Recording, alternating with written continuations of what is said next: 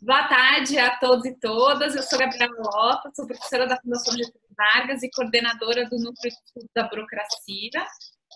O NEB é um grupo de pesquisa que tem como objetivo entender como é que as políticas públicas funcionam na prática e no seu dia a dia, né?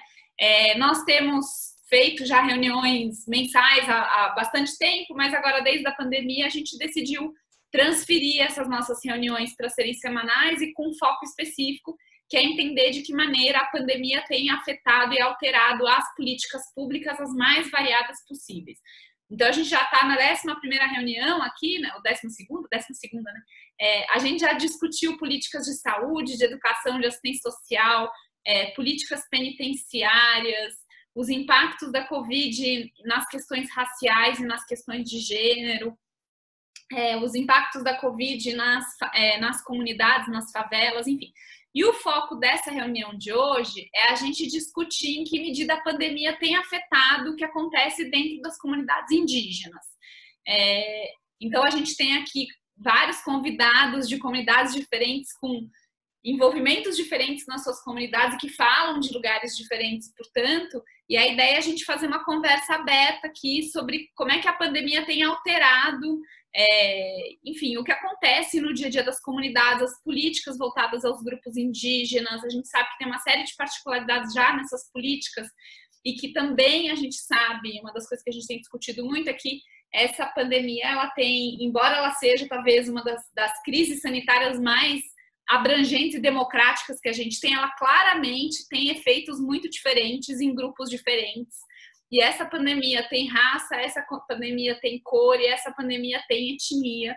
A gente já tem visto quais as catástrofes humanitárias que os grupos indígenas têm vivido agora frente à pandemia. E por isso que a ideia é a gente escutar, fazer esse debate sobre quais são os impactos da pandemia nas comunidades e em que medida a gente consegue ter alternativas para a superação dos nossos problemas. Essas reuniões, a Gabriela Tomazinho vai coordenar. Agradeço muito, Gabi, por estar aqui, agradeço muito os nossos participantes, mas essas reuniões, elas têm um caráter bem propositivo. Embora a gente tenha uma problematização do que está acontecendo, a ideia é que a gente consiga acabar aqui com algumas propostas do que a gente poderia fazer, o que o Estado brasileiro poderia fazer, ou a sociedade poderia fazer para superar os problemas que a gente está enfrentando, né? Essa atividade, ela é promovida pelo Núcleo de Estudo da Burocracia da FGV em parceria com a Escola do Parlamento. A gente está aqui no Zoom, mas a gente está em transmissão ao vivo no Facebook da Escola do Parlamento.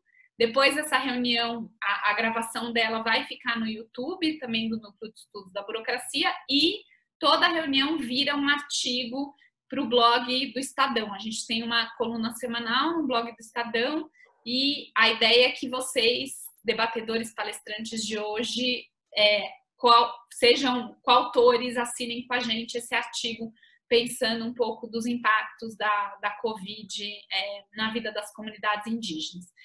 Então, é isso, a Gabi vai conduzir, ela vai fazendo perguntas para vocês e a gente vai fazendo um debate aqui aberto, ela vai apresentar todo mundo. Não sei se eu esqueci de falar alguma coisa, mas queria mais uma vez agradecer todos e todas. Acho que essa é a reunião mais difícil em termos de logística e infraestrutura que a gente está fazendo. E eu sei do esforço de todos vocês para poder estar aqui participando, agradeço imensamente. Gabi, vou te passar a palavra, você vai coordenando aí. Obrigada, Gabi. Queria agradecer a Gabi e agradecer principalmente as...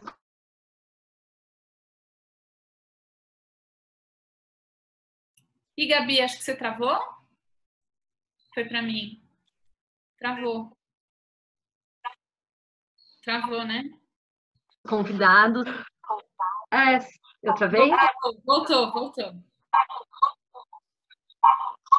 Qualquer coisa eu coloco no 4G, gente. A princípio eu tô com internet aqui. Vamos lá, você tá aparecendo.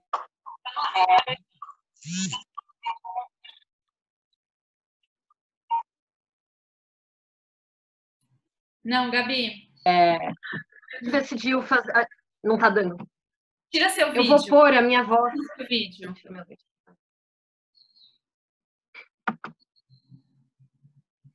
Vamos ver se agora vai, se vocês estão me ouvindo. Deu? Tá. Sim. Bom, essa reunião a gente vai abordar o impacto para populações indígenas. Agradecer muito vocês quatro que estiveram aqui e também aos outros que estão assistindo. A gente sabe, ó, a própria OMS afirma que as populações indígenas elas estão em condições de altos riscos frente ao Covid-19 por diversos fatores, como comorbidades, que são outras doenças, como malária, hipertensão, diabetes, que grande parte, um número grande de indígenas tem, por dificuldade de acesso a serviços de saúde, por dificuldade de isolamento interno nas aldeias. Então, por isso, a gente teve essa proposta de fazer uma conversa de quem está na linha de frente nesse combate ao coronavírus, para compreender melhor os desafios, as angústias e os possíveis caminhos para reduzir o impacto da pandemia nas comunidades indígenas. Para isso, a gente convidou a Júlia Soares, que é agente comunitária Kaiowá, no Mato Grosso do Sul. Ela é coordenadora atualmente do polo da CESAI, do polo Carapó. A CESAI, para quem não sabe, é a Secretaria Especial de Saúde Indígena, responsável pela atenção primária dos povos indígenas. A gente também convidou a Elisângela Nettinia Baré, do Amazonas, que é coordenadora do Departamento de Mulheres Indígenas da FOIRNE. A FOIRNE é a Federação das Organizações Indígenas do Rio Negro, e também ela é atuante da campanha Nós Cuidamos, que é uma campanha de combate ao Covid-19 organizada por mulheres indígenas do Amazonas. Nosso terceiro convidado é o Tiago Henrique, de São Paulo, ativista da terra indígena de Araguá. Ele é também apoiador da saúde indígena na UBS da aldeia dele, que é uma aldeia aqui em São Paulo, na cidade de São Paulo. Por fim, a gente tem o Luiz Eloy Terena, ele é do Mato Grosso do Sul e é também advogado da APIB, que é a Articulação dos Povos Indígenas do Brasil. E ele vai trazer para a gente uma perspectiva nacional dessa crise e desse combate a essa pandemia. Então, eu vou pedir para vocês quatro começarem se apresentando e contando um pouco como que é o papel da instituição de vocês, onde vocês atuam ou trabalham, no combate ao coronavírus, a essa crise, e quais também os principais desafios. Não sei, eu acho que o Eloy poderia começar, porque ele vai ter que sair mais cedo depois, e a gente vai fazer algumas rodadas de perguntas, tá bom? Ok. Bom, boa tarde a todos e a todas que estão nos acompanhando. Eu quero agradecer a Gabriela pelo convite que foi feito para a PIB, a Articulação dos Povos Indígenas do Brasil, saudar todos os pesquisadores, todos os estudantes, especialmente os meus parentes que estão me acompanhando neste debate, né? O próprio Tiago Guarani, da terra de Jaraguá, a Júlia Kaiowá, lá de Carapó, né, do Mato Grosso do Sul, minha conterrânea, e a Elisângela Baré, né, da FOIRNE, essa importantíssima organização indígena que atua no Amazonas. Dizer que, desde o primeiro momento em que foi reconhecido e declarado pela Organização Mundial da Saúde a pandemia, né, do novo Covid-19, a PIB, que é essa instância nacional de articulação dos povos indígenas do Brasil, que congrega várias outras organizações regionais, né, do norte, do nordeste, do centro-oeste, do sudeste e do sul do país, juntamente com as comunidades indígenas, nós temos alertado, né, para o que vem acontecendo com os povos indígenas. Quer dizer, essa pandemia, embora ela seja um vírus que chegou no Brasil do exterior, né, quer dizer, não foi pelos povos indígenas e com certeza não foi pela população periférica, vamos dizer assim, mas ela tem atingido principalmente essas populações, né, os grupos mais vulneráveis.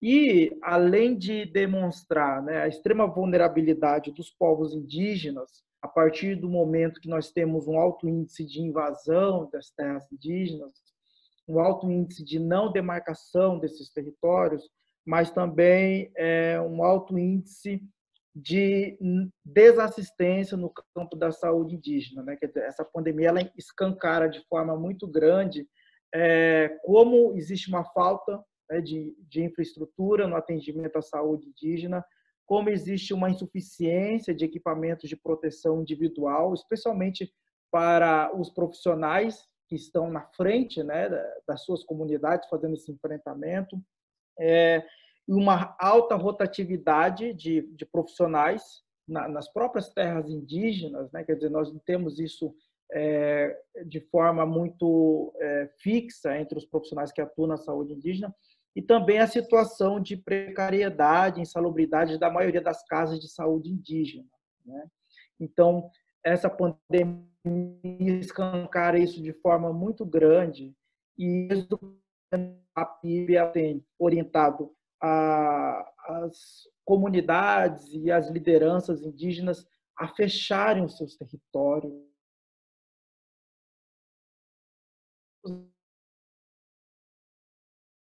As primeiras ações da PIB foi suspender o acampamento essa grande assembleia que é organizada todos os anos em Brasília e que reuniu no ano de 4.000 lideranças indígenas. Então, desde o primeiro momento, as recomendações sanitárias, como forma de proteger as suas lideranças de base e também as comunidades indígenas. Então, esse debate para nós que está acontecendo aqui, ele é fundamental neste momento. Muito obrigada, Eloy. Agora, se a Júlia quiser falar, para a gente continuar no Mato Grosso do Sul, se apresentar e contar um pouquinho do seu trabalho na CESAI. Boa tarde a todos, companheiros, os parentes, né? Então, como os parentes já falou, né, que eu, como na frente, né, como na coordenação, é um desafio muito grande para nós, né, que é um vírus que até agora, né, nenhum estudo ainda estão achando como comer, né, então, até que acham uma solução para esse tipo, para combater esse vírus, a gente não sabe como que vai fazer para, como que eu vou falar, para não chegar dentro da comunidade, né? Então, a nossa orientação como indígena, para meus parentes, sempre eu falo assim, que nesse momento ficar dentro do seu território, dentro da sua comunidade, porque a gente vê que tem muitos fluxos da comunidade dentro da cidade, que eles têm muito contato, né? Isso é preocupante para nós, né? Sabemos qual é a dificuldade, né? Qual é a dificuldade que nós temos para colocar nossos profissionais de saúde dentro da comunidade para atender. Então, é uma preocupação muito grande para nós. E todos os dias eu falo para eles, para a minha equipe de saúde, que o que puder a gente fazer de orientar a nossa comunidade, a gente vai fazer, porque sabemos que não tem cura ainda, né? Não tem como ainda a gente falar assim que não, vai ter uma vacina, esse remédio para curar, né, essa doença. Então, até lá, eu acho que o que cabe para nós é orientar nossa população e falar que, assim, que se nós não nos cuidar dentro do nosso território, vai acabar levando esse vírus dentro da comunidade, né? Porque que nem todos já sabem, eu acho que a maioria já sabe, já tivemos 2 casos dentro da minha comunidade, que é a Teiquê, uma comunidade grande, 5.000 e pouco de população, e temos 9 áreas de retomadas ao redor. É uma população grande, onde a preocupação maior foi que esses casos que foi confirmado, esses pacientes tiveram muito contatos. Então, como são uma família grande, né, dos nossos parentes, Guarani Kaiowá, acaba tendo contato, né, e transmitindo essa doença muito rápido, mas conseguimos orientar, conseguimos, assim, deixar, né, como diz, assim, não circular muito dentro dos territórios. Esse é um desafio das lideranças, esse é o desafio das pessoas que estão lá na barreira, né, todos os dias, estão orientando, estão falando para não entrar, né, o que não é da comunidade dentro da aldeia, né. Então, isso é o que a gente está fazendo, isso que a gente está vivendo nesse momento de, vamos dizer assim, de terror no momento, né. Eu falo assim que parece um pesadelo para nós. E então é isso. Eu espero que eu ajudo vocês, né, também, e também eu quero que vocês também me ajudem por essa parte, como me ajudar para me orientar mais minha comunidade, tanto meu povo daqui do polo, minha equipe, né, porque não está sendo fácil para nós, só nós sabemos, né, que nós estamos na linha de frente, e dia a dia, né, todos os dias a gente sabe se vai ter caso. Hoje mesmo tivemos dois coleta de exame, né? Até que sai o resultado, a gente fica assim, se vai dar, então a gente já orienta, fica em isolamento, e se esses pacientes, se o nosso parente não colaborar com a gente, até lá nós fica preocupado, porque é 72 horas que sai o resultado de exame, né? Então até lá o nosso coração fica assim acelerando, né? Querendo saber. Aí, quando sai o resultado, quando sai o negativo, nossa, que alívio, né? Então, todos os dias, eu, como estou na frente, na coordenação, eu fico preocupado, né? Quando faz uma coleta de exame dos meus parentes, porque sabemos que tem muito... meus parentes que têm algumas doenças crônicas, principalmente aqui na TIP, aumentou muito as doenças crônicas como diabetes, hipertensão. Então, é uma preocupação muito grande como indígena, e só espero que passe logo esse pesadelo que nós estamos passando. Obrigada. Obrigada, Júlia, por essa introdução. Depois a gente continua várias coisas que você falou, já fiquei com vontade de perguntar. Eu vou pedir agora para a Elisângela se apresentar e apresentar um pouquinho o trabalho da FOIRN e do Nós Cuidamos frente à pandemia.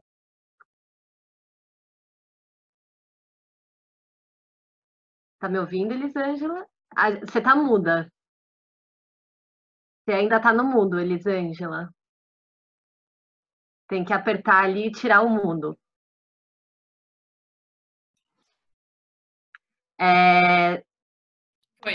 Foi. Tá me ouvindo? Tá me ouvindo? Estou te ouvindo, sim, Elisângela.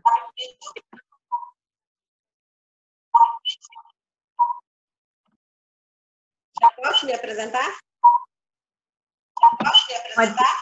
Pode se apresentar, sim. Então, como indígena, né, é difícil, primeiramente, mexer nessa nova tecnologia do branco, né? Então, Elisângela, um segundo, que eu acho que está dando algum eco. Vocês estão ouvindo eco também? Estamos ouvindo. Tá um barulho muito forte. Então, eu não sei o que é, porque antes a Elisângela falou e deu certo. Vamos tentar de novo, Elisângela. Pode falar de novo. Elisângela, oi. Elisângela, oi. Elisângela, oi. Gente, a gente vai tentar desligar todos os outros microfones para só a Elisângela estar com o microfone aberto, que deve ser isso que está dando isso. Não sei se a Érica ou a Gabi... Eu desliguei, Gabi, já desligou? Então, vai lá, Elisângela, vamos ver. Estão me ouvindo? Sim, agora ficou ótimo. Pode se apresentar agora, Elisângela.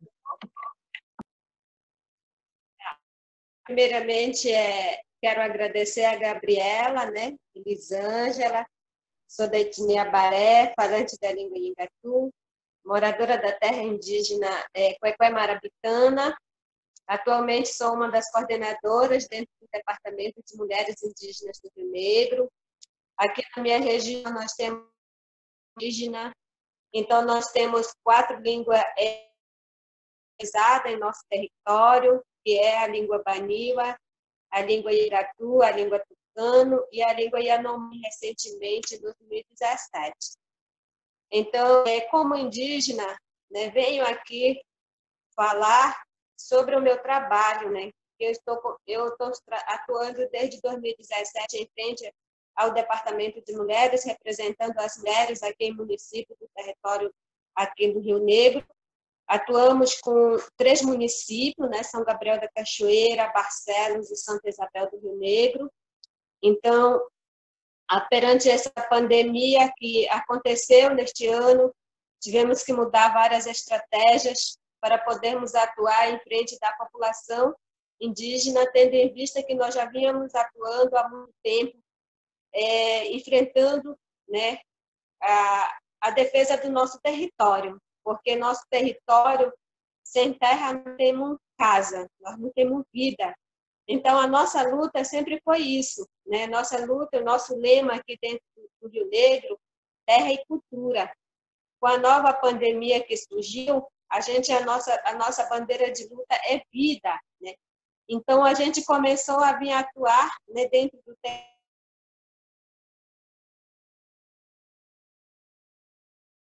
mais de 45 mil habitantes. Então, nós temos mais de 750 comunidades indígenas que não estão bem próximas uma à outra, né? Estão muito distantes. Né? Então, atualmente, só no município de São Gabriel, onde o município que é o mais indígena do Brasil, nós temos 2.352 casas. Nós temos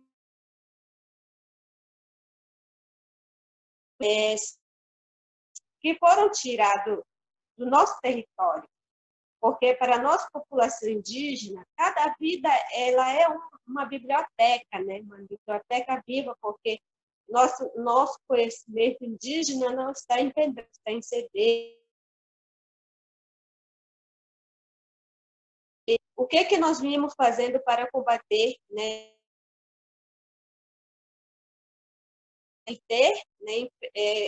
Onde nós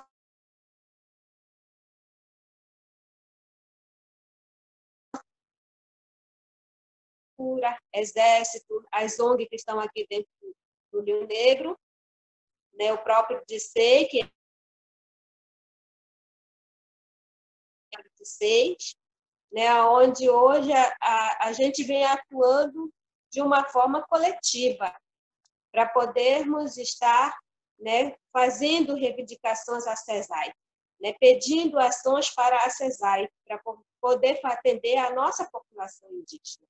Então, isso para a gente é um grande desafio, né? Então, é um grande desafio porque nossas reivindicações não são atendidas imediatas. Como bem disse a outra colega, né, falando lá, que a vida indígena, para nós, cada uma vida indígena é precioso. Quando fazem teste, né, esses testes não tem para todas as 34 de seis. Então, até nesse momento, o próprio pessoal fala que trabalha na Secretaria da CESAI, ele fala, né, vai chegar para vocês fazerem na população indígena. Então, para nós mesmo, no nosso território, lá, sem ser no município, nós temos é preocupante, porque a gente não tem esses estudos para que os profissionais já possam fazer atendimento dentro dos territórios, né, para que a gente possa continuar na prevenção, né? Então, o que nós estamos fazendo de prevenção, né? Porque eles falam, todo o estudo mostra que o município de São Gabriel da Cachoeira é um dos municípios que está mais afetado pelo Covid. A gente está usando muito plantas medicinais, né, para que possa ajudar a combater esse Covid, né? Mas não está sendo fácil para a gente, porque nem para todos os nossos conhecimentos indígenas faz efeito de uma hora para outra. Então, nós continuamos, né, com foram criadas desde dia 18 de março, foram criadas pequenas barreiras sanitárias, né, para fazer com que o trânsito das aldeias, os moradores das aldeias, viessem para a cidade, né? Mesmo assim, não funcionou do jeito que nós pensávamos. Muita gente fazendo esse trânsito acabaram levando essa contaminação para os territórios indígenas. Além disso, as nossas aldeias, elas são fronteiras, né, com Brasil e Colômbia. Então, esse é um grande desafio. Por exemplo, Paricachoeira, Iabareté, Tucuí, né, Querari, todos eles têm fronteira com nossos países vizinhos. Então, é mais difícil para que a gente possa fazer realmente o isolamento e o controle de não transitar os nossos parentes indígenas. Então, esse é um pouco do meu trabalho, né? Como eu falei, sou uma das coordenadoras do Departamento de Mulheres. Então, no dia 29 de abril, nós lançamos uma campanha chamada Rio Negro Nós Cuidamos, né? Essa campanha surgiu do pensamento das mulheres aqui do departamento, com o objetivo de levar insumo, alimentação para os territórios indígenas, né? Ajudar para que a nossa população não possa ser bastante afetada dentro do nosso território. A gente está aqui nesta luta, né? Espero que eu possa contribuir hoje com vocês, espero que vocês também possam me ajudar a continuar nessa linha de frente, que não está sendo fácil, né? Quem é profissional de saúde, a gente vê que não está sendo fácil, né? Imagine nós que somos lideranças indígenas, onde vemos lutando há muito tempo para a defesa do nosso território e agora para a defesa da vida do nosso parente, né? Da nossa população. Então, é isso. Qualquer coisa está à disposição para responder outras perguntas, outros questionamentos. Muito obrigada. Muito obrigada, Elisângela. Eu acho que depois a gente vai conversar um pouquinho mais sobre os desafios que vocês têm tido. Eu vou passar agora para o Tiago, que é aqui do Jaraguá, de São Paulo. Tá bom? Pode ser, Tiago?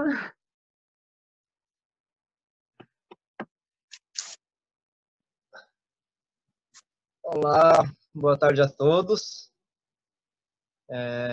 Primeiramente, muito obrigado pelo convite, né? É um prazer estar com todos os meus parentes aqui para um diálogo, uma reflexão sobre esse momento que estamos vivendo. Bom, eu sou o Thiago Henrique Carai de Pé, eu sou ativista guarani aqui da terra indígena Jaraguá, já fui, né, por muitos anos me posicionando como liderança, mas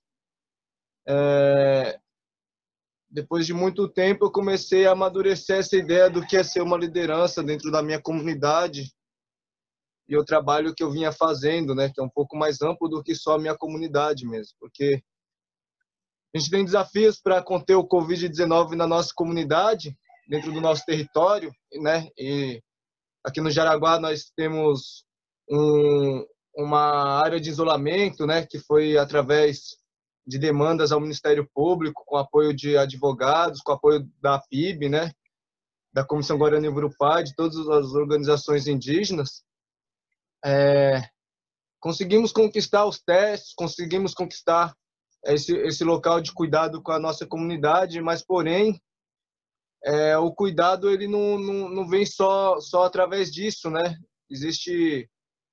Existe outras ações que acontecem que impactam na nossa vida e que nos fragiliza cada vez mais nesse momento, que é as ações do governo, né? Quando nossos representantes no governo não trabalham, né, na mesma linha de prevenção e cuidado ao Covid, isso não coloca só os povos indígenas em risco, mas coloca toda a população brasileira, e isso vem acontecendo. Nós percebemos que a economia ela fala muito mais alto do que qualquer outra coisa, qualquer pandemia que viesse, né, a gente percebeu que não é nada perto da economia, que tanto é falado, né? O capital, o dinheiro. Então, mesmo com os casos ainda em alta em São Paulo, a gente percebe, né, uma pressão muito grande da especulação imobiliária, né, dos empresários, de gente que quer abrir salão de beleza, pessoas que é ligada a grandes mercados, pressionando o município e o governo a acabar com a quarentena e, né, flexibilizar ou colocar as pessoas nas ruas, né, de forma indevida, de forma inadequada, que só vai aumentar ainda mais as mortes, tanto nas comunidades indígenas aqui em São Paulo, quanto na periferia. Isso é algo que atinge nós todos, né? Precisamos refletir se esse modelo de política que nós estamos vivendo, se ele realmente nos garante o futuro, porque por mais que passe governo, passe, né, ainda não se teve um governo que foi bom para os povos indígenas, né? O governo petista, a gente teve Belo Monte e várias outras atrocidades com os povos indígenas. Agora, com esse novo governo, a coisa cada vez se agrava mais, piora, né? A gente tem discurso da ministra da família dizendo que os povos indígenas estão pegando o Covid de propósito para prejudicar o governo. Nós temos outro ministro que fala que tem que aproveitar o momento da pandemia para passar boiada nas terras indígenas, para, né, aproveitar que o foco está no Covid para acabar com nossos direitos de outras formas. Então, a prevenção ao Covid-19 nas terras indígenas, ela vai muito além da pandemia, né? Porque nós estamos lidando com o genocídio, com os assassinatos que partem direto do governo federal, que partem de canetas, que partem de telefonemas, e que muitas vezes nós não temos braços para poder alcançar esse conflito e dar um basta nisso, né?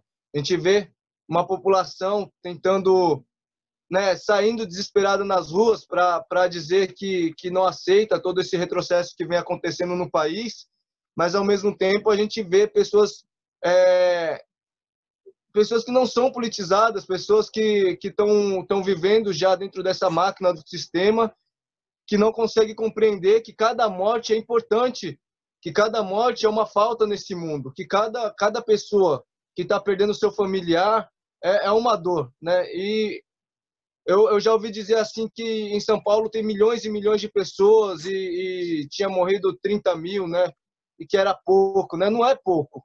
Se fosse 10 pessoas é muito, né? O chato é que muitos pensam muito em si e não conseguem olhar para um todo, né? Saber que toda vida tem que ser preservada. Então, quando as pessoas fazem isso, elas colocam a vida da família delas em risco e a vida dos outros também. Isso está acontecendo aqui em São Paulo. É triste, né? Está acontecendo em outros estados, né, do nosso país. E é muito difícil a gente conseguir fazer uma luta, né, contra um governo que vem colocando em prática todas as suas promessas de acabar com os direitos dos povos indígenas e ainda sobreviver a esse momento de pandemia, né? A gente não tem para onde correr, né? Eu sempre ouvi história dos mais velhos dizendo que o povo guarani sempre foi muito pacífico, né? O Diruá chega, o não indígena chega, vai tomando a terra, vai matando, vai destruindo, e o Guarani vai se afastando, vai indo mais para mata, até onde não tem mais mata.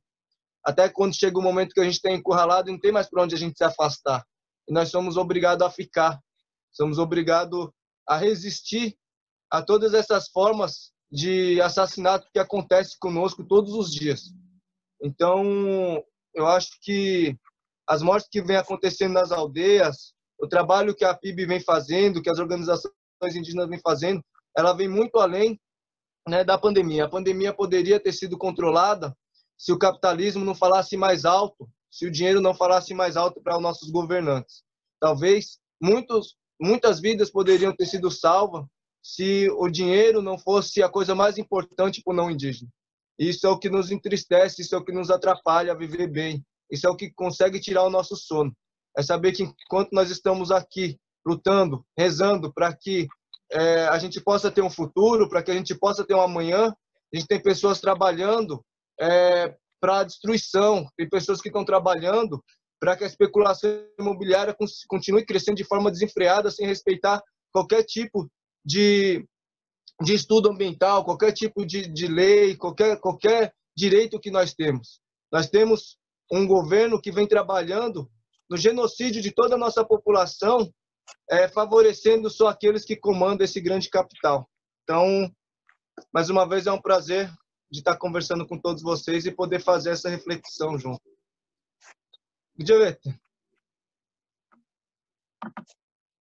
Obrigada, Thiago. Eu tirei meu vídeo, gente, para não travar meu áudio. Eu vou aproveitar a última fala do Thiago para fazer uma pergunta para o Eloy. Inclusive, aproveitando que o Eloy vai ter que sair daqui uns 20 minutos, então... o Thiago, ele trouxe muito a questão que a pandemia poderia ter sido parada, né? Teve um desejo político mesmo de deixar as coisas rolarem, digamos.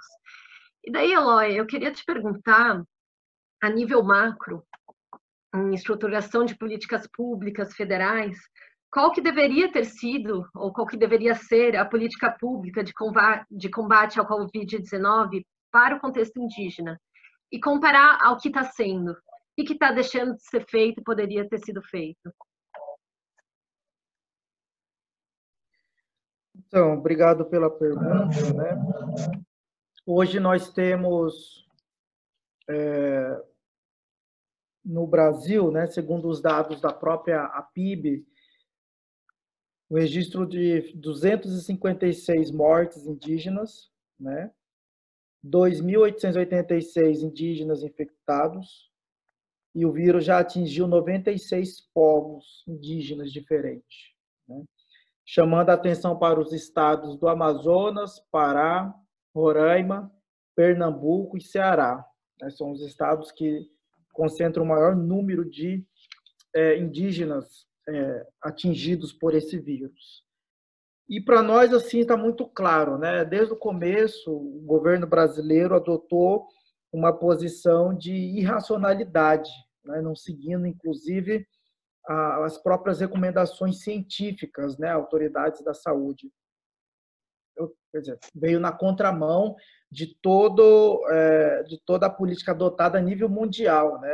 Quer dizer, a maioria dos países da Europa, hoje em dia, já estão retomando, né, as suas atividades porque adotaram medidas que preservaram, de fato, a vida das pessoas, né, as recomendações sanitárias, e também adotaram políticas voltadas para o meio, para a área econômica, né? Então, existiu, no primeiro momento, esse discurso no Brasil de negar a pandemia, né, e privilegiando, quer dizer, o discurso do desenvolvimento econômico.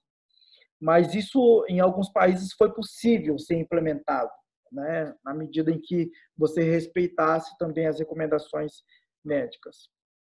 No caso, além de ter essa conjuntura política de irracionalidade, né, de negação da própria perspectiva científica, e aí nós vimos que tudo isso não foi por acaso, né? A liberação do vídeo pela decisão do ministro Celso de Mello deixou muito bem claro isso, que foi denunciado muito antes por várias pessoas, inclusive pelas lideranças indígenas, de que a pandemia estava sendo a desculpa para se passar, de fato, entre aspas, a boiada, né?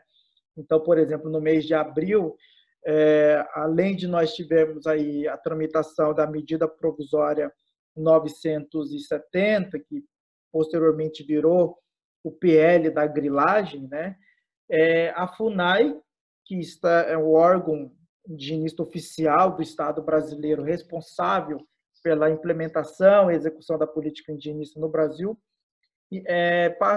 baixou a instrução normativa número 9, que é uma instrução normativa extremamente nociva para os povos indígenas, que tira a proteção de vários territórios, especialmente os territórios que ainda não estão com a demarcação concluída, e coloca sob risco os povos indígenas isolados, né? Nós sabemos que no Brasil ainda é o único país do mundo que tem um número de 114 grupos em isolamento voluntário confirmados, né?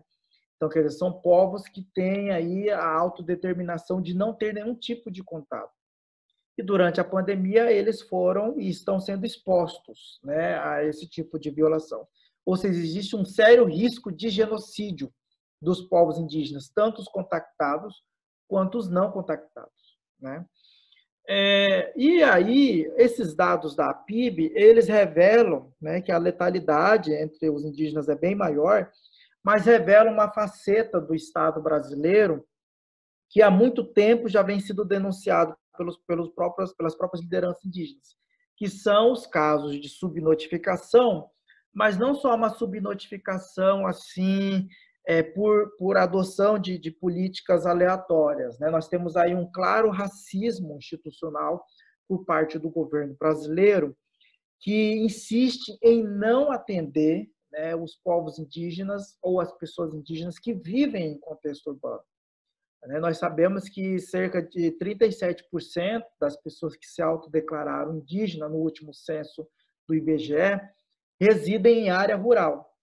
E aí nós temos um contexto muito grande, seja aldeias indígenas que estão nas periferias das cidades, como a realidade de São Paulo, Manaus, né, Campo Grande, lá em Mato Grosso do Sul, onde nós temos essas comunidades constituídas, mas seja também por indígenas que estão transitoriamente fora de suas comunidades, né, que estão trabalhando, que estão estudando, e também indígenas que estão fora das áreas ainda homologadas, né? A realidade dos Guarani Kaiowá é uma realidade que chama a atenção, que são povos que têm um número muito grande de retomadas de acampamentos, e nessa situação de retomadas e acampamentos, esses indígenas têm todo tipo de negação de direito, começando pelo acesso à terra, né?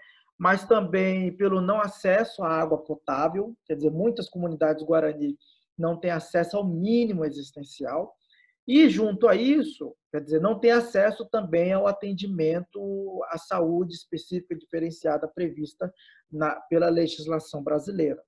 Isso demonstra, né, a faceta mais cruel do racismo institucional impregnado na própria secretaria, né, que foi criada para atender os povos indígenas, né? Então, quer dizer, essa subnotificação ela existe, mas existe a partir de uma atitude deliberada do Estado brasileiro de não olhar para esses indígenas e entregá-los à própria sorte, né? Então, esse desenho que a PIB tem denunciado, inclusive a nível internacional, esta semana a Comissão Interamericana de Direitos Humanos publicou um comunicado de imprensa chamando a atenção para isso, né? E também nós temos demandado muito, né, a própria Organização das Nações Unidas e chamado a atenção para essas violações que estão sendo perpetradas contra os povos indígenas. Uma decisão que veio do Supremo Tribunal Federal, né, agora em maio, que foi um pedido feito pela PIB e várias outras organizações indígenas e indigenistas, foi justamente a suspensão dos processos de reintegração de posse, né, nesse contexto de pandemia.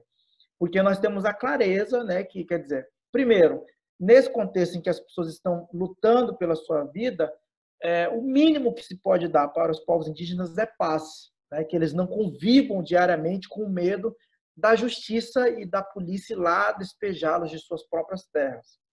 E outro é que o contato, né, desses agentes externos da comunidade indígena pode levar para dentro das comunidades indígenas. Mas isso não é só, né? A partir dessa deliberada política genocida, por exemplo, a terra indígena Yanomami, que é uma terra homologada desde a década de 80, hoje tem 20 mil garimpeiros invasores em suas terras. E aí nós temos várias outras terras indígenas que têm a presença de invasores. E a presença dessas pessoas, elas são agentes que levam o vírus para dentro das terras indígenas. Por fim, o judiciário também está deixando muito a desejar, né? Essa semana, o STJ confirmou a nomeação de um missionário, né, que tem uma ideologia muito posicionada pela assimilação e integração de povos indígenas para a coordenação de indígenas isolados de recente contato da FUNAI. Né? Então, o cenário não é nada, isso que o Tiago trouxe para nós, né? Não é nada favorável aos povos indígenas. Então, parece-nos que nós estamos, né, voltando ao passado, em que epidemias e ações, né, de militares afetavam diretamente a vida dos povos indígenas. Isso está acontecendo, né, em pleno século XXI e em plena vigência da Constituição Federal de 1988.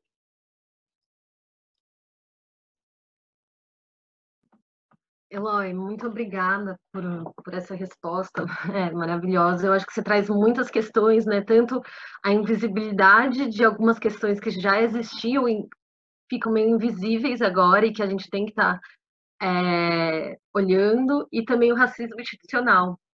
E eu ia, inclusive, te fazer mais uma pergunta, que eu acho que daqui a pouco você vai ter que sair, né? Então, eu vou aproveitar mais um pouquinho você e depois eu vou para os outros. Que é sobre o racismo institucional. Na semana passada, ou retrasada, teve um episódio em Dourados que o SAMU se negou a buscar uma indígena com sintomas e suspeita de Covid. Também ouvindo um podcast do G1, que é o assunto, uma técnica de enfermagem relatou a mesma questão, que o SAMU se negou a entrar na aldeia para pegar, eu acho que era uma aldeia urbana, então negou a ir buscar a indígena que estava com sintomas. E além disso, a gente sabe que também tem a questão sempre da língua, que acaba dando alguma incompreensão. Se você pudesse comentar um pouco essa questão do racismo institucional e também de como acontece a integração entre todos esses serviços. Exato. Então, só para concluir, né, essa questão do racismo institucional, não é de agora, né? Quer dizer, a pandemia ela vem escancarar isso, mas, por exemplo, desde 2014, o Ministério Público Federal tem um enunciado, o enunciado número 9 da Sexta Câmara Federal, da Sexta Câmara de Coordenação e Revisão do Ministério Público Federal, que determina, né, a obrigatoriedade da SESAI, que é a Secretaria Especial de Saúde Indígena, e dos distritos sanitários, né, de saúde indígena nas suas áreas, a atender os indígenas, mesmo os indígenas que estão fora das áreas regularizadas, né? Quer dizer, notadamente aqueles que estão em retomadas, áreas de ocupação, nas cidades, porque isso daí não é de agora, né? Isso daí já vem há muito tempo. E isso está muito presente, o Estado não está preparado para lidar com a diversidade étnica que existe no Brasil. Quer dizer, além desses 114 grupos isolados que eu comentei, o Brasil tem 305 povos indígenas, né? E por mais que o ministro da Educação não goste, né, da palavra povos indígenas, é essa palavra, por quê? Porque são povos originários anterior ao próprio Estado, quer dizer, anterior à própria ideia de nação brasileira, né? E que tem sua língua própria, seu sistema organizacional próprio, né? Sua religiosidade própria, seu modo próprio de ver e entender o mundo, né? Então, são povos. Foi assim que a Constituição trabalhou, né? Inaugurando uma ordem constitucional pluriétnica, né? Então, por mais que as pessoas não gostem, né, dessa palavra, é essa palavra que nós usamos para os povos indígenas. E isso não se revela só no âmbito da saúde, né? Quer dizer, no próprio judiciário isso é muito presente.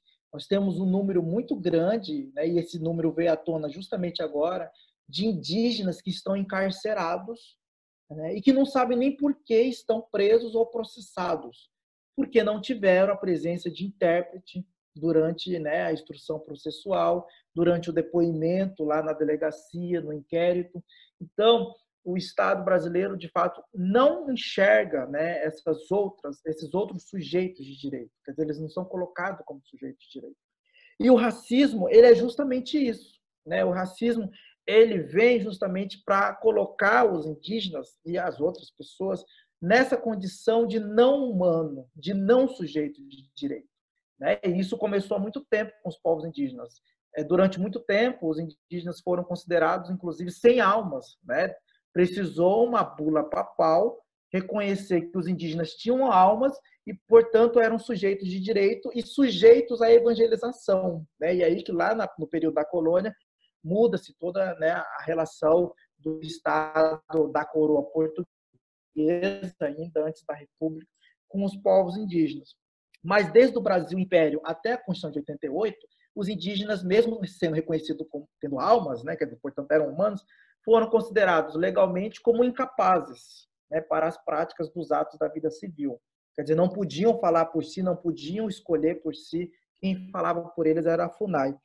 E mesmo a Constituição de 88, elevando os indígenas como sujeito de direitos, ainda hoje isso é muito presente, né? Quer dizer, esse racismo que existe em relação aos povos indígenas está impregnado na máquina administrativa, né, da República, e é um resquício da colonização. Então, é preciso ainda um trabalho muito grande de descolonizar, né?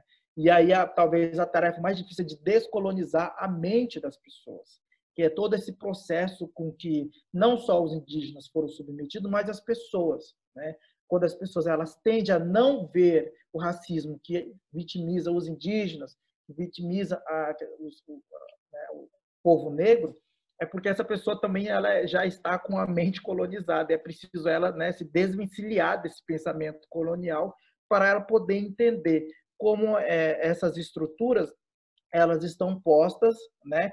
E o Estado ele tem a estrutura perfeita, né, para o racismo se materializar e inviabilizar esses outros grupos, né, vulneráveis.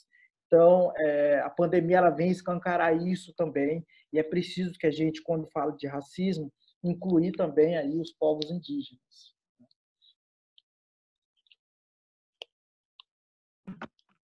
Eloy, muito obrigada por essa fala. Eu acho que ela elucida muito todo o processo histórico, né? Que o racismo não é de hoje, mas hoje ainda é muito forte, muito estrutural. Eu não sei se você fica mais um pouquinho, eu posso passar para outra pessoa e depois você faz uma mensagem final, ou se você já quer fazer alguma mensagem final? Pois é, eu tenho uma outra reunião de trabalho daqui 5 minutos. Eu peço até desculpa aos meus, principalmente aos parentes, né, que me ouviram, que estão participando aqui, mas como eu sou advogado da PIB, nós temos muitas demandas, inclusive nas próximas semanas a PIB vai fazer algumas incidências, né, estratégicas que eu não posso revelar aqui agora, mas que visa justamente defender os direitos e interesses dos povos indígenas. Mas só para dizer, título de informação final, que na medida que a pandemia foi avançando sobre as terras indígenas, os povos indígenas não ficaram parados, que é isso que o Thiago falou, que a Elisângela falou e que a Júlia falou, né? Cada comunidade em sua área, né, está fazendo o enfrentamento necessário, mesmo sem o apoio do governo federal, as lideranças estão fazendo as suas barreiras sanitárias por meio próprio, por força própria, né, fazendo enfrentamento. Os próprios agentes de saúde indígena, né, estão, mesmo sem a proteção dos equipamentos, estão se virando para fazer o atendimento e orientações às suas comunidades indígenas, inclusive fazendo orientações nas mais diversas línguas, né, que nós temos no Brasil. Isso daí é importante dizer. E a PIB, enquanto instância de aglutinação, realizou o acampamento Terra Livre Online, em abril, e também realizou a Assembleia Nacional da Resistência Indígena no formato online, né?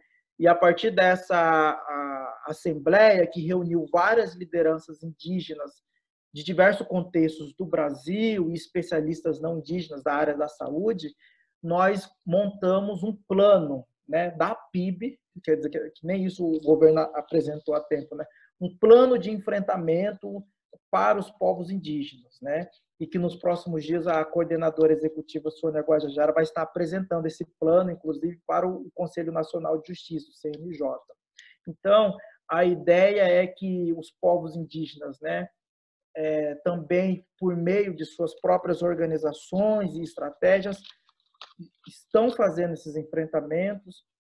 Nós temos aí uma vaquinha online da PIB também, que faz essa arrecadação num contexto mais amplo, e depois esses recursos são direcionados às organizações indígenas de base da PIB, né, COIAB, a POIME, Comissão Guarani Virupá, Atiguaçu, Conselho Terena, Arpim Sul, Arpim Sudeste, né? Então, tudo isso são articulações que o movimento indígena está fazendo nesse momento de pandemia.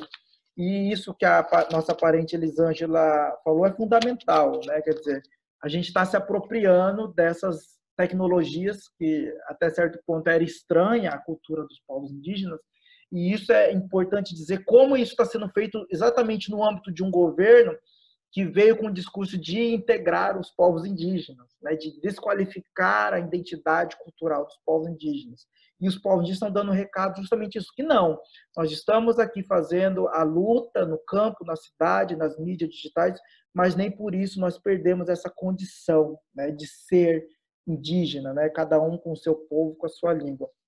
Então, a partir disso, eu quero agradecer esse espaço e dizer que o movimento indígena continua, né, à disposição para dialogar, especialmente com o pessoal da academia, né, para estar buscando juntos formas e estratégias possíveis de enfrentamento nesse momento tão difícil para os povos indígenas e enfim, para todas as pessoas que estão passando por essas situações difíceis. Obrigado. Eloy, muito, muito obrigada, viu, pela sua participação, por todas essas falas. Não tem como você puxar com a vassoura de badacana. Nem debaixo do armário. Acho que tem alguém... Bom, eu vou continuar, vou mudar agora um pouquinho a ordem, vou para o Thiago. Tá me ouvindo, Thiago? Vamos ver se ele tá... Eu estou te ouvindo. Ótimo. Então, Thiago, o Eloy trouxe um pouco a questão de fazer com as próprias mãos, né? Que muitas vezes está sobrando para a própria comunidade realmente liderar. E você citou, acho que você que citou também a barreira sanitária. Não sei se você, bom, as meninas citaram. Então, se você pudesse trazer um pouquinho como tem sido a atuação de vocês e de quem vocês têm recebido apoio e quais serviços públicos têm apoiado e quais não têm apoiado. Primeiro, assim, que o verdadeiro apoio ele está vindo de pessoas solidárias, né? E de um GT da PIB aqui em São Paulo, que nós formamos para trabalhar com assistencialismo, nossa, palavra difícil, para poder estar cuidando das comunidades que são mais distantes. Então, assim, essa parte está sendo feita por nós mesmos, né, através dos nossos diálogos. Essa coisa que eu falei, assim, da gente ter conseguido os testes, ter uma equipe cuidando da comunidade, isso foi reivindicação e pressão em cima do Ministério Público, em cima da Prefeitura de São Paulo, em cima da CESAI, para que a gente conquistasse. Isso foi reivindicações desde dia 22 de março, né, desse ano, que nós já viemos, né, alertando as possíveis situações que nós iríamos passar pelo Covid. Então, assim, dizer que a gente tem uma parceria com qualquer governo hoje para atender a nossa comunidade, para mim, seria equivocado isso, né? Até, acho que o Eloy já saiu, né? Mas até ia comentar também sobre a PL da municipalização da saúde indígena, né? A gente aqui em São Paulo, a gente já tem a nossa comunidade sendo assistida pelo município. Município rico, né, quanto São Paulo, mas sempre que nós temos alguma demanda, nós temos que fazer grandes mobilizações, como foi aquela de ocupar a Prefeitura de São Paulo, para ter melhorias dentro do nosso território. Então, é algo que a gente é obrigado a expor à nossa comunidade, é obrigado nós sairmos, é obrigado a se criar uma estratégia de luta e de resistência para poder conquistar algo, né? Agora, eu fico me perguntando os municípios mais pequenos, os municípios que não têm o recurso como a cidade de São Paulo tem. Se em São Paulo a gente já sofre, imagina outros municípios. E agora, né, foi aprovado na Câmara dos Vereadores e vai ser votado dia 15 no Senado, a municipalização da saúde indígena. Então, mais uma vez eu coloco, como é que nós discutimos, né, o cuidado com nossa comunidade, como é que nós discutimos as prevenções de saúde, como é que nós orientamos a comunidade a não sair, a se isolar, a tomar as devidas precauções que vem por parte, muitas vezes, do poder público, quando o próprio poder público está trabalhando no extermínio aos nossos povos. Porque a atenção diferenciada às comunidades indígenas na área da saúde é um direito conquistado dentro da própria Constituição, né? O SASI-SUS, o Subsistema de Saúde Indígena, ele é uma conquista dos nossos povos, porque cada um de nós temos nossa língua, temos a nossa crença, a nossa espiritualidade, a nossa forma de ser. Por mais que nós estamos inclusos já dentro dessa sociedade capitalista, sociedade racista, sociedade que é muito ligada ao individualismo, mas nós ainda trabalhamos o nosso comunitarismo, a nossa forma de enxergar toda a vida como vida, né? E não fazer diferença entre elas. Mas nós sofremos com o governo quando ele avança com medidas de extermínio aos nossos povos e mal conseguimos discutir estratégias de prevenção quando a gente está sendo atacado por aqueles que deveriam estar atendendo às nossas reivindicações e de vez cuidar da nossa comunidade, tá nos expondo cada vez mais ao risco da morte, né? Então, assim, é muito amplo, né? Pensar que a gente está sendo cuidado. A gente não está sendo cuidado em nenhuma comunidade. Se nós estamos conseguindo testes, se nós estamos conseguindo o mínimo de cuidado, é porque tem liderança se expondo, saindo da sua comunidade para levar essas reivindicações, né? Passando, muitas vezes, ficando com fome, muitas vezes passando horas em horas tentando articular alguma melhoria. Não deveria ser assim, né? O direito à vida, ele deveria ser algo natural, ele deveria ser algo que, poxa, a gente está com uma pandemia que está matando pessoas, deveria ser simples, né? A atitude de um governo de cuidar da sua população, mas age totalmente contrário a isso. Então, assim, o que nós conseguimos fazer hoje na nossa comunidade aqui no Jaraguá é através das nossas próprias articulações e da pressão que nós faz em cima desse sistema que controla o mundo, né? Que controla não só o nosso município, a nossa cidade, mas controla o país e controla muito mais que isso, né?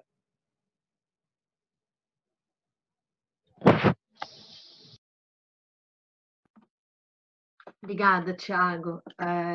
Nossa, várias coisas super importantes. Essa questão de o direito à vida deveria ser algo natural, é muito forte, né? Um básico. Júlia, você está por aí? Vamos ver. Júlia? Oi, Júlia. Eu vou te pedir, Júlia, para você comentar um pouquinho como que está sendo o processo da CESAI para identificar, testar e tratar os indígenas que adoecem. Então, primeiro identificar quem é suspeito, depois testar e tratar, e também as políticas de isolamento. Pode ser? Você contar um pouquinho como está sendo aí. Tá bom. Então, quando a gente recebe todas as orientações do DICEI, né, da CESAI, desde o começo da pandemia, veio assim para a gente estar orientando qual a importância de isolamentos, né, para ficar em casa, sobre sintomas dessas doenças. Então, a gente já orientamos, assim, já tivemos muitas conversas com as lideranças, com a organização dos Conselhos Local de Saúde Indígena, do CONDISE. Então, a comunidade estava, se bem, como diz assim, orientado, né, no caso, se apresentasse um síndrome gripal, né, porque aqui na nossa comunidade, 95%, assim, todos os atendimentos médicos são de síndrome gripal. E eu acredito que por causa de uma comunidade, assim, de bastante, assim, com vulnerabilidade, né? Eu acredito que deve ser por isso. Aí, então, desde então, tivemos conversas, fui atrás de outros órgãos, né, do municípios, para tentar se conseguisse um carro de som também, que ajudaria, né? E, então, toda vez que apresenta alguns sintomas, já procurava os agentes de saúde ou posto de saúde, para estar passando com os médicos, né? Então, até então, nós não tínhamos conseguido ainda o teste para essa comunidade. Aí, o que aconteceu? Nós estava já com, assim, com estratégia, né, de fazer uma unidade sentinela dentro da comunidade da aldeia Teique. Mas aí, como já teve uns casos entre os municípios vizinhos, a usina, a empresa, porque aqui tem muitos trabalhadores rurais, né, que vai muito para corte de cana, essas coisas, aí a empresa chamou a CESAI, que é responsável fui eu, e a coordenadora técnica, a enfermeira, e os cabeçantes, e o líder daqui, o cacique, né?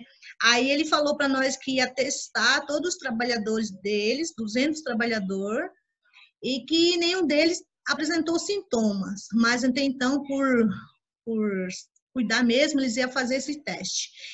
E fez esse teste, dividiram o grupo, aí, com uma semana, com 8 dias, saiu resultados, foi um resultado, assim, que eu falo assim, surpresa para nós, né, porque foi num sábado ainda, né, que deu 2 casos confirmados nesse trabalhador. Até então, nós descemos para a aldeia, fomos atrás desses pacientes, orientamos eles, né, buscamos com quem que teve contatos, fomos atrás, né, nenhum deles apresentou sintomas.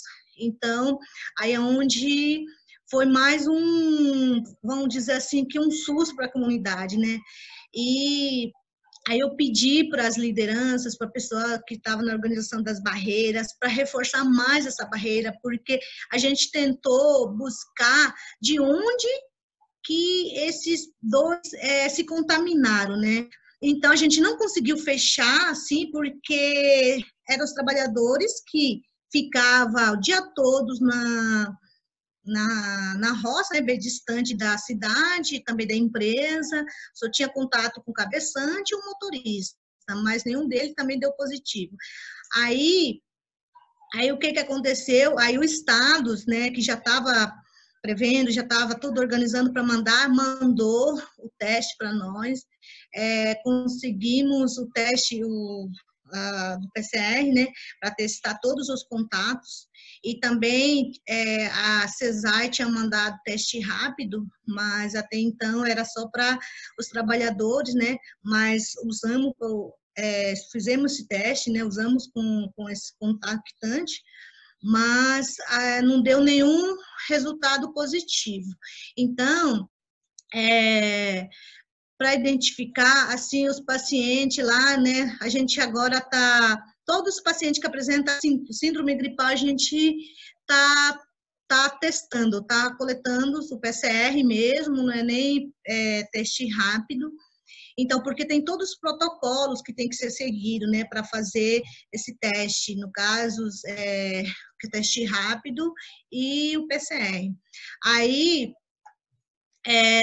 quando surgiu esse caso, também agora, né, dentro do município mesmo, né, que nem eu já falei, que como a cidade é perto da aldeia, então, onde tem muitos fluxos dos indígenas aqui dentro da cidade, e eu fui atrás, né, do município, o comitê municipal, que também se chamou eu para me participar desse comitê, né, eu achei muito interessante quando o indígena participa de comitê. Por quê? Porque a gente coloca a nossa realidade, a nossa preocupação, e aonde eu sugeri para eles que o isolamento dentro da comunidade não dá certo. Por que que não dá certo? Porque por ser uma família grande, por ter muitos, tem muitos que não tem como ficar dentro de casa, por ser uma casa pequena, né?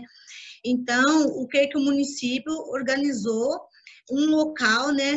Um local, juntamente com essa empresa que tem os seus trabalhadores, que é da comunidade, ele conseguiu para nós cama, colchão, as coisas de higiene, Então, a gente está preparando já, né, a equipe que irão atender esses pacientes, no caso, se der mais caso dentro da comunidade, né? E alguns EPIs que a empresa também se falou assim que ia estar nos ajudando, né? Então, o que dificulta para nós, para esse teste aí, porque o Estado mandou para nós uma quantidade dos EPIs, o município também aqui, principalmente de Carapó, eles mandam para nós, né? Mas o que eu falo para a comunidade? Porque não é suficiente, porque se tiver muitos casos dentro da aldeia, os profissionais de saúde vão precisar muitos EPIs, né? Então, essa é a nossa preocupação, a gente está tentando buscar mais parceria, né, com empresas, com o município, né, com o órgão estadual, com a CESAI, mas que nem eu achei muito interessante quando o Eloy falou, né, sobre a retomadas. Essa é a minha preocupação, que em todas as minhas falas eu já falo, né, que a preocupação, porque na retomada a gente não tem muitos os profissionais de saúde, aqui mesmo, em Nova Retomada, nós não temos agentes de saúde que são fundamental nesse momento, né? Aí temos uma equipe volante que atende 6 aldeias, e essa equipe também atende retomadas mais uma vez por mês. Aí eu não tenho... eu já coloquei também na reunião do comitê, e até estava presente o cacique lá, o representante também do Iguaçu, que é o Otoniel, e também o cacique também, né, o seu Guilherme. Coloquei assim, hoje a minha preocupação maior também é a retomada, porque eu não consigo arrumar um carro de som para estar orientando em Guarani, para estar indo lá, porque quando a gente fala retomadas, parece que é um impacto, né, para os órgãos. Então, e não tem o saneamento básico, né? Então, essa é a nossa preocupação, porque, querendo ou não, eles têm muito contato também, né? E recebem muitos parentes de outros lugares, né? Então, essa é a minha preocupação também como gestora, né, como coordenação, que eu estou na frente. E quando fala do racismo, eu falo assim que para identificar problemas ou para dar um diagnóstico, assim, eu falo muito que por causa da língua, né? Porque às vezes nossos parentes mesmo vai falar uma coisa assim que onde, se os profissionais de saúde não chegar, não ter essa conversa, assim, de forma de para a pessoa assim confiar, né? Então, onde depende de cada profissional. Pode ser que eles venham e chegam assim, não, o que você tem? Vai falar uma coisa, tá bom, vai passar uma receita e libera esse paciente, mas na verdade era outra coisa. Então, eu percebi muito isso nas visitas que eu acompanhei a vigilância epidemiológica e também a equipe, né, que coletaram os exames, a orientação, qual era a importância de fazer esse teste, porque eu falo assim, assintomático, o que é assintomático?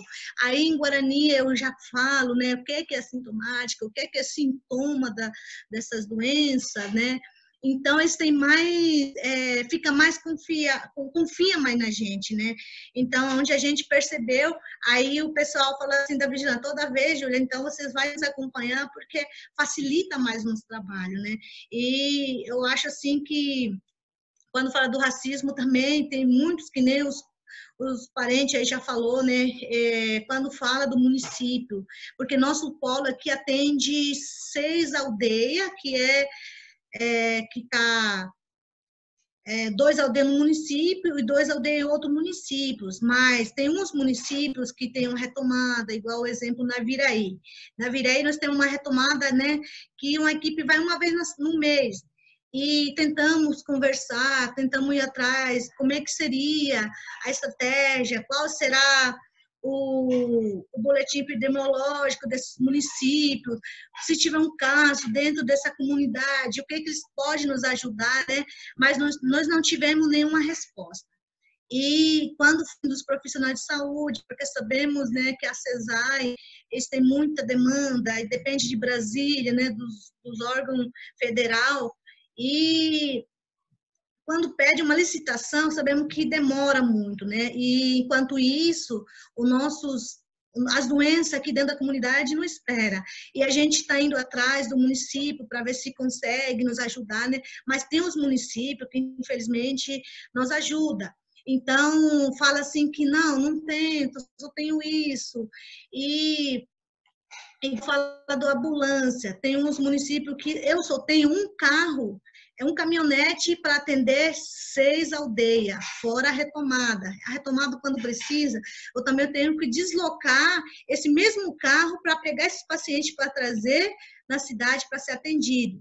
Eu fui atrás de alguns municípios, onde coloquei, falei que na minha comunidade já tem caso, e eu não posso usar o mesmo carro para estar buscando o paciente no município, que não tem caso ainda, vocês podiam me ajudar com a ambulância, porque aí o dono do município, né, falou para mim assim, que arrumou uma ambulância, no caso, se eu precisar, eu ligava para eles, que para eles me ajudar nesse transporte desse paciente, mas tem uns municípios que, infelizmente, não me deu resposta, né? E é um desafio, como fala assim, eu como indígena ali, né, só eu sei como que é difícil, né, por ter esse racismo por parte, né, que nós é indígena, e também a dificuldade, né, da língua, a dificuldade dos profissionais entender a nossa língua, né, o nosso jeito de ser, né, como que é a nossa organização. E também quando fala tratar o paciente, eu falo assim que quando vai tratar o paciente, que tem que tratar com todos, né, assim, desde emocionalmente, porque é uma doença nova para nós, né? Hoje tem muitos que não acreditam ainda que existe esse vírus, né? Que existe essa doença, né? É onde acaba prejudicando, né? Próprio a nossa comunidade. Por quê? Porque aonde eles têm muito, como não tem tratamento, como não tem, às vezes não apresenta sintomas, eles vão ter muito vai se deslocar para outros municípios, vai estar indo para outra aldeia, visitar parente. Então, essa forma de tratamento, né, fica muito difícil para nós, né? E eu sempre reforço muito também, né, quando fala assim que o indígena, para o comitê eu falo assim, que o indígena, quando eles não sentem, quando eles vê. Aí eu lembro que nós já teve a nossa história dentro da nossa, por que a aldeia chama Teripê? Porque já teve uma doença que foi, na época, foi um genocídio, que sobrou apenas 6 famílias, né? Por isso que é chamado Teripê. E hoje, se chegar aumentar esses vírus na comunidade, vai ser outros genocídios para nós dentro da comunidade. Então, é muito difícil, porque essas doenças tá circulando dentro da comunidade. Então, a forma de tratar, eu acho que deveria se pensar mais, né, como todas as organizações, pensar como a gente vai combater da forma de tratar, né, tanto emocionalmente, tanto com patologia, né, dessa doença, né, porque sabemos que é bem difícil. E quando a gente fala para grupo de risco, né, que a gente já tem, que eu mesmo já conversei com a Sião aqui, né, ele falou assim, Júlia, mas se eu pegar essa doença, vai falar que eu vou morrer dessa doença, mas eu já tenho diabetes, eu já tenho hipertensão, eu já tenho bronquite, ele tem 3 tipos. Aí eu falei para ele, então, é só esses casos mesmo, porque você já toma remédio, mas essas doenças, se por acaso você pegar, o senhor não vai ter como, você já vai estar muito fraco para essa doença. Aí eu expliquei para ele, né, como ele já tem esse tipo de doença. Então, fica muito difícil para nós, né? Mesmo eu os agentes de saúde, né, falando, orientando, né, falando como se proteger, como prevenir as doenças, mas é um desafio grande porque tem muitos lugares que não tem saneamento básico. Eu falo assim que a gente pode falar assim para lavagem das mãos, mas às vezes nós temos que entender também que não adianta a gente falar sobre higienização da mão, lavar as mãos, fazer isso, mas a gente tem que ver se tem como eles fazem isso, né? Porque fiz uma visita numa família que eles atendem 7 famílias, eles têm uma torneira lá que nunca chegou água lá. Aí ele me procurou, fui lá, aí eu fiquei muito triste, né? Falei assim, como que o senhor... Ele falou assim, não, já fui atrás, nunca chegou água aqui, eu não sei o que está acontecendo. Aí, com essa pandemia, a gente escuta tanto para lavar as mãos, mas a gente não tem como, porque tem dia que acaba a água no nosso poço, nós temos 7 famílias aqui que pega desse poço e ficam 5 quilômetros para nós pegar outra água daqui. Aí... eu falo assim que, às vezes, não tem que entender também, né? Então, aí a gente fala também para ficar em casa, isolamentos. Também eu acho assim que nós temos que entender, como gestora também, eu presenciei, né, principalmente lá nas casas que eu orientei, que era contactante, né? Aí eu falei assim que observei que não adianta só falar para ficar em casa, nós temos que dar apoio também. Então, eu agradeço muito outros órgãos, né, que me ajudou, principalmente eu fui atrás da FUNAI, no momento eles não tinham como me ajudar com alimentos, fui atrás da assistência social do município, ela me ajudou para me atender todas as famílias, eram 19 famílias que nos isolou, né, para ficar em isolamento durante 7 dias, já pensou deixar 7 dias uma família sem ter o que comer na casa? Então, essa é a minha preocupação, né? Todos os dias eu penso assim, falar assim, como é que vai ser um caso assim?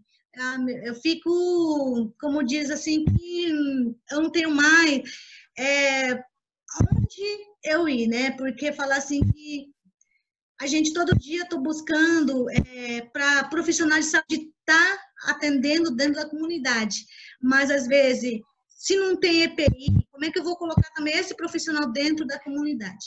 Por isso que a gente cobra muitos responsáveis, que é a CESAI, município, estado, né, órgão federal, que mande o suficiente EPIs para os profissionais de saúde, porque os profissionais de saúde que estão na linha de frente, eles precisam também se proteger, né?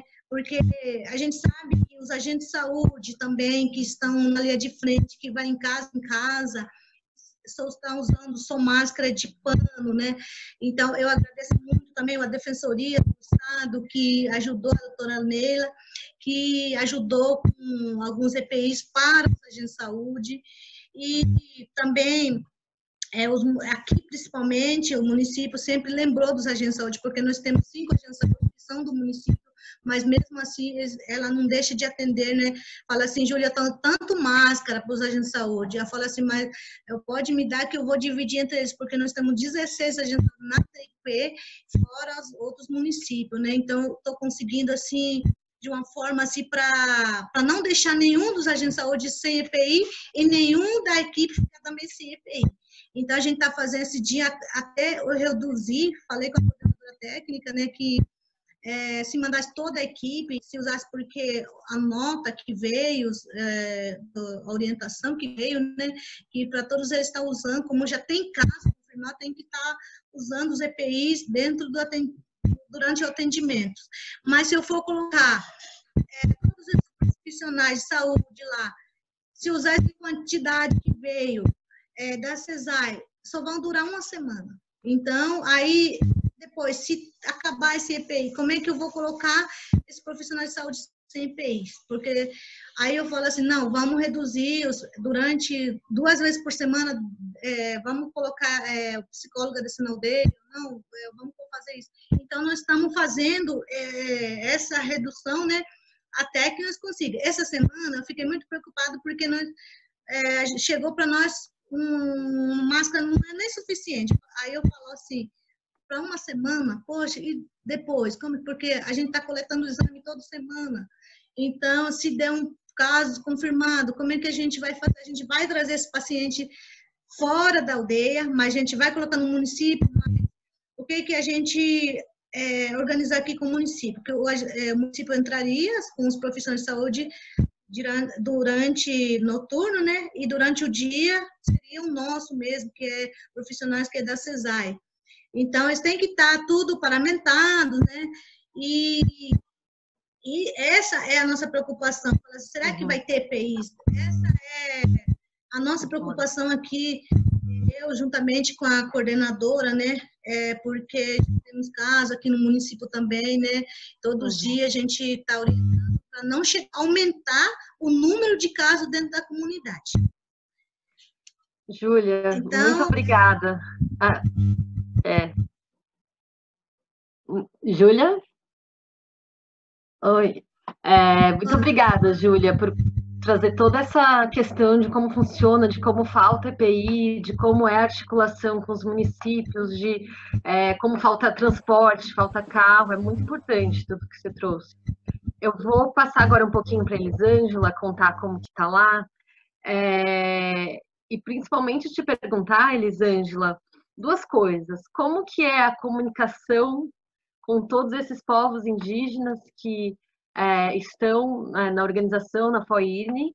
E a outra questão é se tem um atendimento especializado aí em São Gabriel da Cachoeira para indígenas que estejam com Covid.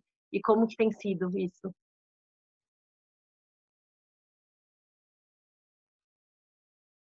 Você está muda, Elisângela? Tem que apertar. Está me ouvindo? Agora sim. Então, como eu falei, né, nós somos 23 povos, então eu ouvi a fala da Júlia. Então, aqui dentro de São Gabriel da Cachoeira, nós criamos um comitê, onde foi formado juntamente com a Prefeitura, Exército e demais organizações, e a gente criou uma estratégia de implementar pequenas enfermarias dentro dos territórios indígenas, aonde os nossos parentes que testassem positivo fossem atendidos dentro do território, sem sair da sua aldeia para o município. Tendo em vista que aqui no município de São Gabriel da Cachoeira nós temos apenas um hospital de guarnição, né, comandado, ele é direcionado pelos militares, né, mesmo assim também a gente da população civil também usa, né, esse mesmo hospital. Então, logo no início, a gente pude perceber que seria muito importante de nós criar, né, um mini hospital, né, de uma pequena enfermaria para atender frente à população indígena, né? Então, aqui, através da igreja, né, da Igreja Católica, da Diocese, eles forneceram para a gente uma estrutura onde, através do comitê, ele foi estruturado, né, com camas, né, todos esses equipamentos que precisa, né, para poder que os enfermeiros, o médico, né, possa fazer atendimento para aquela do território indígena. Então, como eu ouvi muitas falas, né, sobre preconceito, aqui também no nosso município é a mesma coisa, né? Então, quem mora na cidade, né, quem mora na rede urbana, indígena que mora na rede urbana, ele é atendido aqui mesmo no município. Aí foi criado o postos de saúde, né, as UBS, que a gente chama, foi criado 2 UBS que pudesse fazer atendimento para os moradores do município, né, que seja indígena, né, para poder fazer teste, para poder ver se eles estão com Covid, né? Mas mesmo assim, os testes eles não chegam rápido. O próprio ele veio aqui no município, ele falou que ele estava o ministro da Saúde que informou, né, que ia repassar 29 mil, né, rápido para fazer, mas como nós vimos que nós somos 34 de SEI, quando se divide, a gente chega num total de 869 testes para cada distrito. né? Tendo em vista que a população indígena aqui em São Gabriel da Cachoeira é de 28.853 pessoas, mais ou menos. Então, a gente vê que a própria estrutura do governo não está preparada para nos atender. O que foi feito através de a gente ver que o governo não estava nos ajudando, porque não está nos ajudando. Isso é o problema, né? Então, nós começamos de fazer a nossa própria luta de resistência, como nós sempre viemos fazendo em nível do Rio Negro, né? Então, nós acabamos fazendo campanhas, né, para arrecadar material de higiene, para arrecadar máscara, para arrecadar EPIs, para arrecadar outras coisas, né, importantes para que esses profissionais de saúde pudessem atuar de uma forma equipada, né, e atender a nossa população. Então, como bem Eloy disse, né, foram feitas várias campanhas. Aqui no Amazonas, por exemplo, tem uma campanha chamada Amazônia Viva, onde essa campanha, né, arrecada mais principalmente esse insumo, né, que é para os enfermeiros, para os médicos, de oxigênio, toda essa estrutura que o pede para combater o Covid, né? E foi criado outro que é a Aliança Povos da Floresta, né? Então essa aliança também foi criada isso, né? Para que a gente possa continuar na resistência e todos outros povos indígenas pudessem fazer parte, né, disso. Também a mesma coisa para também, como disse a Júlia, né? Juliana, não sei como é o nome, eu não lembro muito bem, Juliana, eu acho. Então, para a gente poder, quando testar positivo, poder estar ajudando aquela família que necessita de cesta básica. Então, esse é um pouco, né, do nosso trabalho que a gente vem fazendo aqui em nível do Rio Negro. E a outra foi a campanha, né, Rio Negro Nós Cuidamos, que é específico também aqui dentro da região, mas com o objetivo de arrecadar mais alimentação e na produção de principalmente para os profissionais de saúde, né, agentes de saúde comunitários, enfermeiros, né? Então, aqui na nossa região, para a equipe, nós temos uma equipe, uma enfermeira, um técnico, onde eles vivem dentro das comunidades, né? Eles vão lá, moram lá nas aldeias, acompanham os parentes, ficam 15 dias lá acompanhando, né? Onde foram criadas pequenas, né, para poder estar atendendo esses parentes. Mas, mesmo assim, a gente ainda precisa muito equipamento para essa enfermaria, para manter essas mini enfermarias com alimentação, com higiene, com medicamento, né? Então, isso a gente vem. E sabemos que, como falamos, o governo ele não está favorável à população indígena, né? Então, a gente sempre fala que as esferas municipais, estaduais, federais, eu acho que se tivesse um olhar diferenciado, né, para nós como população brasileira, não só a população indígena, mas em toda a população brasileira, nós sempre lutamos, né, pela saúde, pela educação. Nunca foi dado pelo governo as coisas que a gente tem ou que a gente quer. Hoje, se a gente tem uma educação, uma saúde, foi porque nós lutamos, né, através da Constituição que teve. Mesmo assim, a gente vê que eles não respeitam essa Constituição. Então, a gente vê que nem todos os brasileiros têm acesso ao que está escrito dentro da Constituição. Então, para que essa Constituição seja feita, nós precisamos reivindicar, nós precisamos mobilizar, nós precisamos escrever e estar lá cobrando, né, o que seria a obrigação de cada um que está lá no poder, né, fazer para que pudesse salvar essa população dessa pandemia. Não só dessa pandemia, mas de outros problemas sociais, porque a população indígena é vulnerável, sempre foi vulnerável, não só para a pandemia, mas para os territórios, né? Então, vimos que hoje, pelo menos, nossos parentes Yanomami, eles estão sendo infectados. Então, a gente, total, já são de 90 casos aqui no estado do mais de 4 óbitos, lutando para que essa população também possa resistir, para que ela não possa ficar em minoria de novo, né? E a gente diz sempre assim, eu costumo dizer assim, que nós, população indígena, nós não, né, pessoas que estão lá no poder, não sabe fazer um planejamento para atender a população brasileira, para atender os povos indígenas, não o povo do Rio Negro, mas os povos indígenas. Então, vemos que essas políticas públicas não atendem à demanda de todo o povo brasileiro, né? Que a maioria, aonde vem acontecendo grandes óbitos, é onde os governos não estão conseguindo criar um planejamento, uma estrutura de trabalho, realmente trabalhar com a população. Né? Às vezes dizem, nós vamos atuar com a população, mas é forma que eles atuam com eles mesmos, eles não dividem com os outros. Né? Então, essa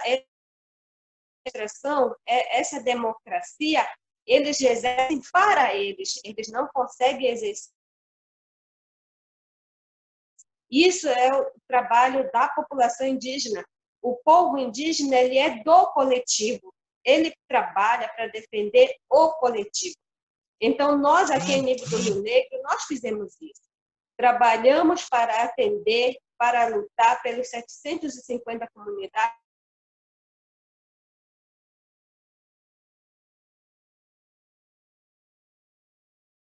Quem é tucano, quem é banila, quem é arapaça.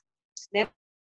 Os nossos enfermeiros, aqui em nível do Rio Negro, né, através dos conselheiros distritais de saúde, todos esses profissionais que, ao entrar para o território indígena, eles precisam ser falantes da língua.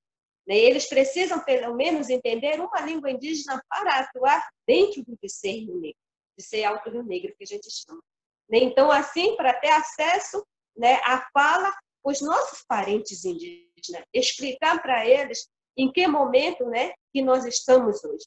O que é um Covid, o que é essa pandemia, o que é coronavírus, o que é isolamento social, o que é lavar as mãos, isso é que a gente vem fazendo. Né? Então, a gente tenta explicar isso na nossa própria língua, na nossa própria realidade. Né? Nós estamos fazendo o nosso próprio isolamento social. Porque se depender dos governos, a gente não vai conseguir fazer um isolamento social. Com comitê. Oi, Elisângela. Oi, Elisângela. Tá me ouvindo? Vocês estão me ouvindo, gente? Sim. Oi, Elisângela, obrigada. Obrigada pela... Muito boa também essa fala. Eu mudei aqui, que eu estava travando um pouquinho. Eu vou fazer uma rodada de fechamento com todos vocês, mas antes, a Ana Amélia, que é jornalista aí em São Gabriel da Cachoeira, ela pediu para fazer uma fala. Então, eu vou passar para ela a fala e depois vou pedir para todos vocês fazerem um fechamento, tá bom? Ana, se quiser entrar. Boa tarde. Primeiro, só falar, eu moro em São Gabriel da Cachoeira e nesse momento não estou em São Gabriel, eu saí justamente por causa da situação gravíssima da pandemia, mas eu moro lá e estou acompanhando o comitê. Primeiro, eu quero ressaltar esse trabalho da Elisângela, por exemplo, ela está acabando de chegar de uma missão, né, do ISANA, vai de voadeira, levar cestas básicas, levar produto de limpeza, levar sabão, álcool em gel, costura máscara, leva máscara. Então, primeiro eu quero só ressaltar esse trabalho dela. Queria contar para vocês também que as reuniões do Comitê de São Gabriel da Cachoeira são realizadas na Maloca da Foirne, na Casa do Saber, o que mostra, né, a força de vocês. Mas, por outro lado, né, só acompanhando mesmo essa fala que vocês estão falando, essa estrutura formal não funcionou realmente. Se não fosse as articulações Foirne, ISA e organizações humanitárias, eu não sei qual seria a situação em São Gabriel da Cachoeira, porque a pandemia chegou muito forte, né? Hoje são 2.365 casos na cidade, por 100 mil habitantes, é a cidade com o maior número de casos do Brasil, e o hospital colapsou logo no início e chegou a faltar oxigênio. Então, foi feita essa articulação, o empenho pessoal de alguns funcionários do DICEI, né, dos DICEIs, mas expedicionários da saúde, que articularam para essas micro enfermarias no território indígena, com uma micro usina de oxigênio, e a articulação também, ISA-FOIRN, com a atuação agora dos Médicos Sem Fronteiras, que vai abrir uma enfermaria lá. Então, realmente, só indo de acordo com tudo que vocês estão falando, a estrutura formal não funcionou. Se não fosse essas articulações, eu não sei como essas pessoas estariam sendo atendidas. Eu, sinceramente, não sei. Então, só para dar o tom sobre a seriedade da situação, sobre a situação limite que esses povos indígenas foram colocados. Se não fossem essas articulações, realmente eu não sei como que essas pessoas estariam sendo atendidas. E, claro, os remédios tradicionais, porque até agora a gente não entendeu até direito, né, Elisângela, como a força dessas pessoas e do uso desse conhecimento.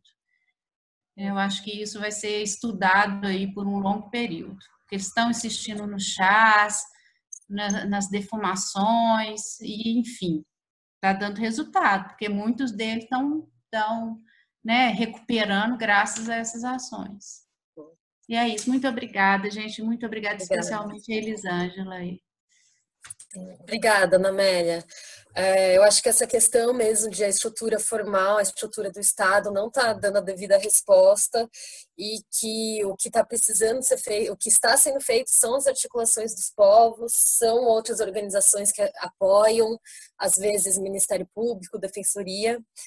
E agora, para fechar, eu vou passar para cada um de vocês e perguntar por questões mais propositivo, o que vocês acham que é mais urgente de ser feito agora? O que deveria ser feito pelo Estado e pelas próprias articulações?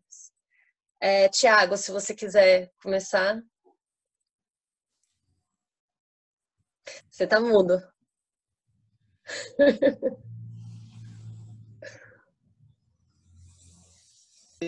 Bom, voltei, né?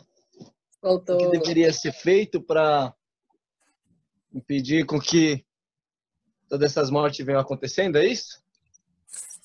Que as mortes que acontecem, a grilagem, todas as questões que estão relacionadas com a pandemia. Quais são as ações mais urgentes, que você considera mais urgentes? Uma intervenção no governo. Eu acho que é a principal, né? Porque dia 15 a gente vai estar tendo a PL 1142 sendo votada para a municipalização da saúde indígena, né? Imagina o absurdo que isso vai ser, porque nós vamos ser obrigados a nos mobilizar. Mas não sonhando tão alto, né? Pensando em estratégias locais, o governo ele teve a chance de ter conseguido fazer um trabalho sério, um trabalho coerente, né? De quarentena, de isolamento social. Não fez, e isso impacta agora para que a gente consiga fazer algo, porque a pandemia ela vai começar a crescer agora, né? Então a gente teve tentativas do governo federal de não divulgar dados corretamente. Nós estamos vendo toda essa fragilidade do próprio governo, né, de lidar com a situação, né? Tá levando isso como uma brincadeira, mas está brincando com as nossas vidas. O que seria preciso fazer agora é colocar as políticas indigenistas em prática, né? Existem leis, existe portarias, existe a FUNAI. Se ela trabalhasse de forma como foi para ser, talvez a gente conseguiria resolver muita coisa. Felizmente a gente tem pessoas que estão aí trabalhando na FUNAI, nomeada pelo governo. Nós temos gestores aí que estão trabalhando para passar a boiada, e dessa forma a gente vai perder mais pessoas em nossas comunidades. Então é preciso que o judiciário brasileiro dê um ponto final nisso, né? Eu não consigo pensar em uma estratégia de cuidar da comunidade enquanto o governo federal está pensando em acabar com a gente. Não tem muita lógica assim, dizer assim, a gente poderia fechar mais as aldeias, nós poderíamos orientar para o Juruá não entrar, para o não indígena não entrar, mas como fazer isso quando o Senado vai votar dia 15 uma PL que é para municipalizar a saúde indígena, ou quando eles tentam votar a PL da grilagem de terra, ou quando o governo vem tentando, né, revogar as portarias interministeriais que reforçam o cuidado com nossos territórios. Então, acho que se não tem uma intervenção no governo, o que a gente pode fazer é resistir. É resistir, é continuar com as nossas ações junto aos parceiros que vêm trabalhando com a gente, né? Pessoas que realmente entenderam o que é ser solidário, o que é pensar no próximo, né? Como se fosse sua família mesmo. E dessa forma a gente vai tentando, né, sobreviver a esse momento, né, de caos no nosso país. Mas pensando em articulação com o governo, não existe articulação, não existe esse caminho.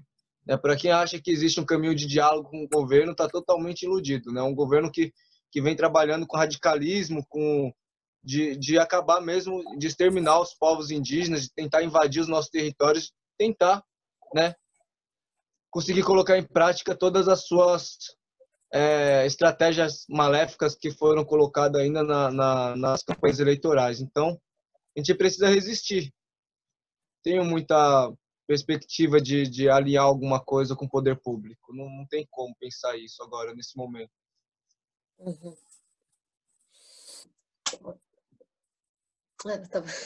Ótimo, obrigada, Thiago. Vou passar para a Elisângela agora, para ela também fazer uma fala sobre quais as possibilidades de ação agora, a nível local, a nível mais amplo. Oi,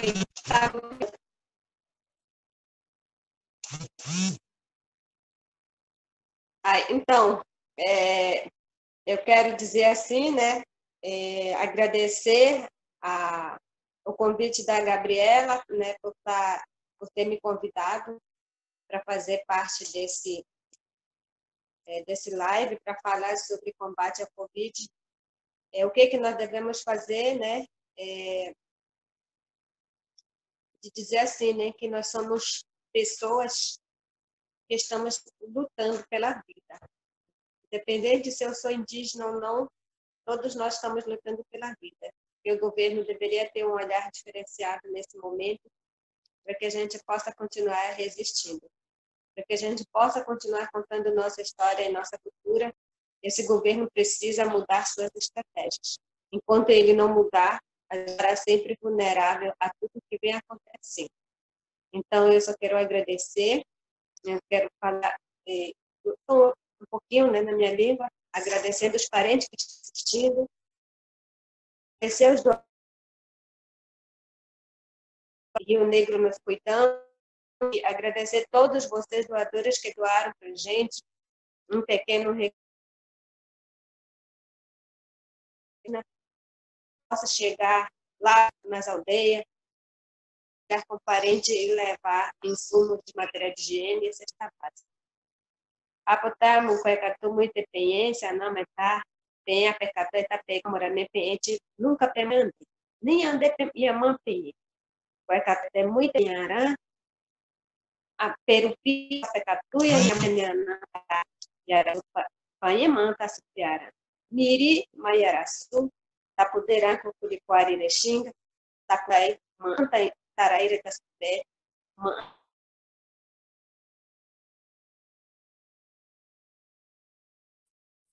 Muito obrigada, Elisângela. Então, era isso. Muito, muito obrigada. Júlia, vou passar agora para você, tá bom? Se você puder, então, quais estratégias possíveis e ações possíveis nesse momento? Bom, eu acho que é assim, uma ação, uma estratégia que deve ser montada é esse, né? Primeiramente, conscientizar a comunidade, né? Qual é a importância de isolamento, né? E também que os governos, ou seja, municipal, estadual, juntamente com as CESAIs, que eles nos ajudem mais com os EPIs, né?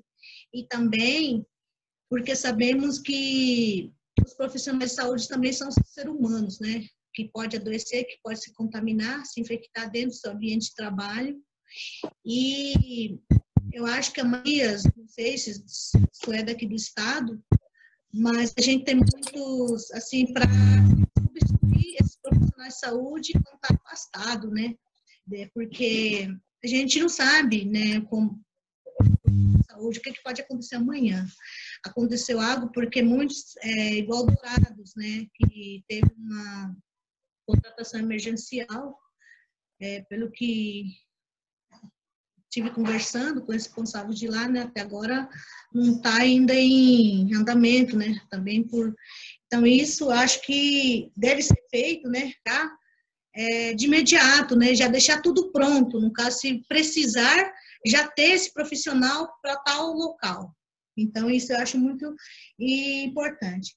E também, eu acho que, eu agradeço muito, né, a todos os que ajudaram durante com alguma coisa, com alimentos, com EPIs e também com lá na barreira sanitária, né, que estão sempre lá juntamente liderança, organização dos professores, né, e nesse momento temos que se unir, saúde, comunidade, né, então isso eu acho muito importante, né, que aqui os professores estão todo dia numa escala na estrada, eu acho que a articulação tem que ser feito isso, buscar ir atrás, porque se a gente, dentro da nossa comunidade, não ter esse diálogo, não ter essa ajuda, eu acho que não vai dar certo, porque nós estamos numa luta só.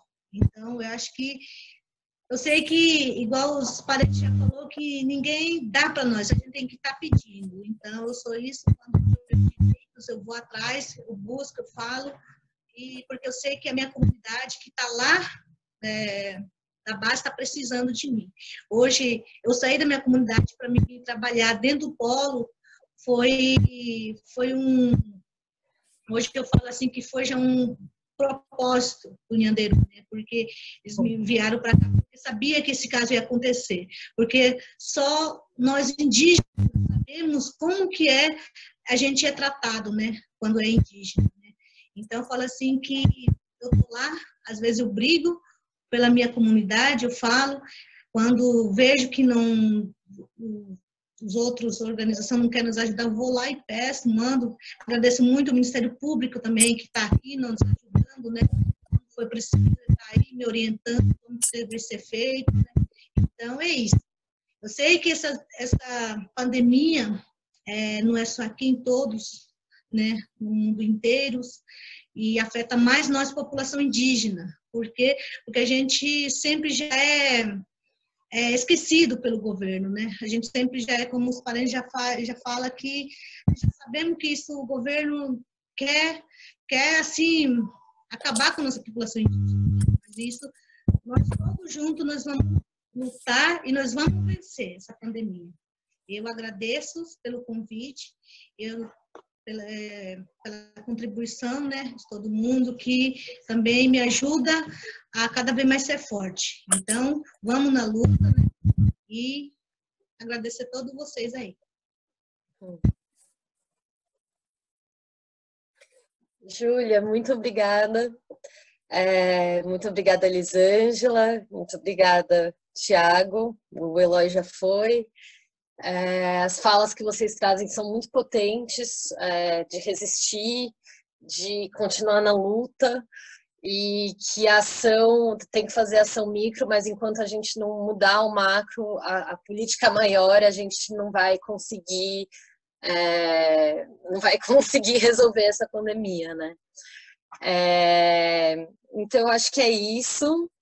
Semana que vem a gente vai ter uma outra discussão sobre pequenos municípios, como está o combate em pequenos municípios, o combate ao coronavírus. E por hoje é isso. A gente vai depois fazer esse artigo para o Estadão, sintetizando um pouquinho dessa discussão. E acho que é isso. Não sei se a Gabi quer fazer alguma fala. Não, só agradecer imensamente, Tiago, Elisângela e Júlia, e o Eloy que não está aqui mais, por compartilharem conosco. Acho que essa fala de vocês da necessidade da resistência, ela é, enfim, fundamental. Acho que uma coisa que a gente sempre tem dito em todas as reuniões é que essa crise exacerba problemas estruturais que às vezes a gente esconde embaixo do tapete, né? E eu acho que a fala de vocês reflete isso. E enquanto a gente não resolver esses problemas estruturais, a crise, na verdade, só exacerba as coisas, mas ela não está criando desigualdades que não existiam, né? Essas desigualdades estão aí, a gente precisa enfrentar elas de alguma forma, né? Então, queria agradecer muito vocês por compartilharem conosco tanta sabedoria. Nosso objetivo é poder se aproximar muito, o objetivo do NEB é que a academia esteja na rua e a rua possa estar também dialogando com a academia e que a gente possa dar a nossa voz do que for possível para pelo menos dar visibilidade para certas questões que ficam embaixo do tapete. Então a gente fica super à disposição para ajudar da maneira que a gente puder, para contribuir com a causa de vocês, que é a nossa causa também. Enfim, que possamos construir um Estado mais inclusivo, mais includente, mais justo para todos e todas, né?